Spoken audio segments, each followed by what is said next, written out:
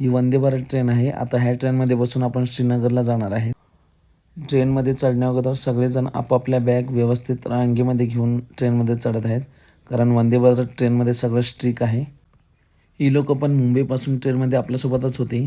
आता त्यांनी पण वैष्णोदेवीचं दर्शन घेऊन ते पण श्रीनगरसाठी रवाना होत आहेत। ट्रेनमध्ये चढल्यावर गर्दी एवढी होती की आपल्या मुंबई आणि विरार लोकलची आठवण ताजी झाली। ट्रेनमध्ये बसल्यावर सुरुवातीलाच आपल्याला खूप छान प्रकारचे सीन पाहायला मिळत आहेत, हे तुम्ही या व्हिडिओच्या माध्यमातून पाहू शकतात। पहिल्यांदाच एवढ्या उंचीवरून ट्रेनमधून प्रवास करत होतो। खालचे नजारे पाहून अक्षरशः मन भरून गेले।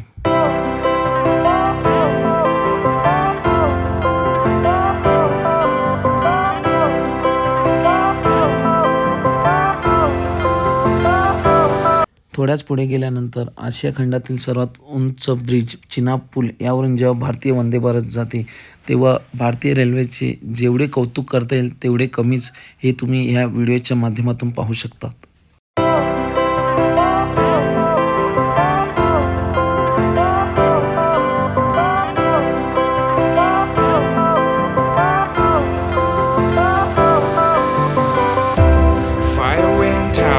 Lights went down when you feel lost in your shadow. Don't feel alone, don't scream so loud.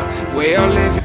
आमचा टूर मॅनेजर अनिकेत नाईक आणि त्यांचा पीए निखिल निजाई हे दोघे आमच्या सीट बरोबर आहेत का नाही, सगळे बसलेले आहेत का नाही ते बघायला आलेले आहेत। त्यांचा सर्वे एकदम करून झालेला, आता ते जात आहेत दुसऱ्या डब्यात। आमची माणसं आहेत तिकडे। ट्रेनमध्ये आपल्याला नाश्त्यासाठी गरम गरम पोहे, फन कप केक आणि 2 गरम गरम कटलेट पण आलेले आहेत, हे तुम्ही पाहू शकता। ट्रेनमधून जेव्हा पहिल्यांदा बर्फाचा डोंगर दिसते आणि त्या डोंगराच्या वर हे ढगांचं आवरण झालेलं आहे, ते पाहून जणू काही आपण स्वर्गातच प्रवेश करत आहोत असं फील होत होतं, हे तुम्ही पाहू शकता। कटरावरून वंदे भारत ट्रेन पकडली आणि आम्ही आता श्रीनगरमध्ये पोहोचलेले आहेत। आता श्रीनगरला ट्रेनमधून उतरलेले आहेत। श्रीनगर स्टेशनला उतरल्यानंतर या आमच्या टेम्पो ट्रॅव्हल बस लागलेल्या आहेत 3, हे बघा 3 बस आहेत। त्या बसमध्ये आता आम्ही बसत आहे। हे बघा या 3 बस आहेत। याच्यात हे सगळा आपला ग्रुप आहे। हे आता सगळ्या बॅगा वगैरे भरायचं काम करत आहेत। हे बघा ह्या आमच्या बस आहेत टेम्पो ट्रॅव्हलर, आता बॅग भरण्याचं काम करत आहेत। हे आपले 2 कामगार आहेत बॅग भरण्यासाठी। ही आपली बस आहे। आता ह्याच्यात सगळे बसणार आहेत, म्हणजे अशा 3 बस आहेत। आपला ग्रुप पण मोठा आहे ना। ह्या 3 बस इकडे आहेत। 1 2 बसली आहे। हा आपला नितीन आहे, हा बघा टूरवाला आपला हाच आहे। हा आणि राहुल आहे आपला लोकल टूर मॅनेजर। आता आपला प्रवासाला सुरुवात होत आहे म्हणून प्रत्येक बसवरून नारळ फिरवत आहे आणि गणपती बाप्पाचं दर्शन म्हणजे जय। आता आपल्या 3 बस इकडून निघालेल्या आहेत। आपण आता इकडून लोकल साईट सीन बघणार आहेत। बसमधून प्रवासाला सुरुवात केल्यानंतर आपण आता शंकराचार्य मंदिर बघण्यासाठी जात आहेत, पण त्या अगोदर रस्त्याला लागूनच आपल्याला काश्मीरमधील सर्वात मोठी लेक म्हणजे डल लेक या नावाने प्रसिद्ध असलेली ही लेक आपल्याला पाहायला मिळत आहे। ही लेक किती मोठी आहे तुम्ही ह्या व्हिडिओच्या माध्यमातून नक्कीच पहा।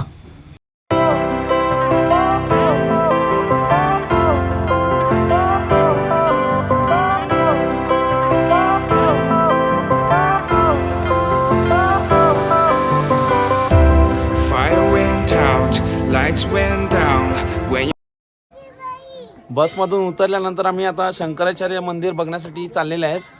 मंदिर थोड्या वर आहे तर आम्हाला दम लागलेला आहे, म्हणजे बोलायला पण नीट जमत नाही, तुम्ही बघू शकता। आता आम्ही थोड्या वर जात आहेत। हे बघा या वर अशा पायऱ्या आहेत। बघा आपल्या ग्रुपचे मेंबर चाललेले आहेत पुढे वर। मंदिरात आपला मोबाईल अलाउड आहे का बघतो आणि तुम्हाला व्हिडिओ मी दाखवतो पूर्ण, तुम्ही बघत राहा। मंदिर एवढ्या वर आहे की चालून चालून हालत खराब झाली आहे। हे बघा दम लागतो खूप चालताना। इकडे खूप वर आहे बघा मंदिरात। हे मंदिर आहे, अजून आपल्याला तिथपर्यंत जायचं आहे। मंदिर एवढ्या वर आहे की अक्षरशः आमची हालत खराब झालेली आहे। बघा सगळ्यांना दम लागलेला आहे। मंदिर किती उंचावर आहे मी तुम्हाला दाखवतो, पहिले मी दर्शन घेऊन येतो। मंदिरात दर्शनासाठी आलेले आहेत त्या पायऱ्या पण अशा एकदम उंचावर आहेत ना, हे बघा. चालता दम लागतो खूप. हे बघा मंदिर.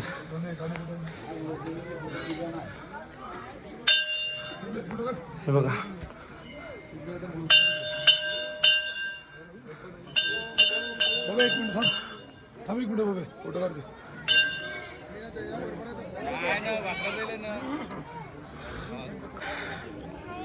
मंदिराच्या खालचा व्ह्यू बघा तुम्ही, एकदम जबरदस्त आहे.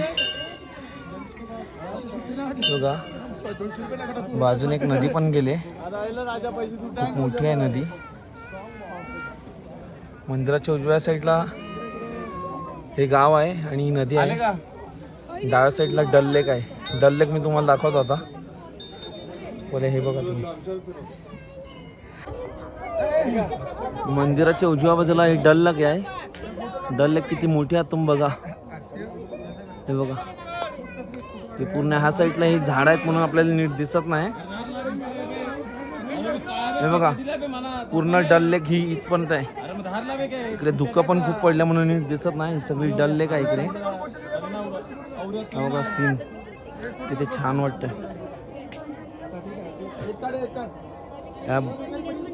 ह्या बोट हाऊस आहे, इकडेच आम्ही आज किंवा उद्या राहणार आहेत. नक्की मला पण माहीत नाही. ह्याच आहेत त्या बोट. मंदिरात फोटो घ्यायला परवानगी नव्हती म्हणून बाहेरूनच मंदिराचा फोटो घेतला आणि खाली उतरलो. तर मित्रांनो, तुम्हाला आपला आजचा हा ब्लॉग कसा वाटला हे मला नक्कीच कमेंट्स करून कळवा आणि प्रणील ब्लॉग्स या यूट्यूब चॅनलला नक्कीच सबस्क्राईब करा. धन्यवाद.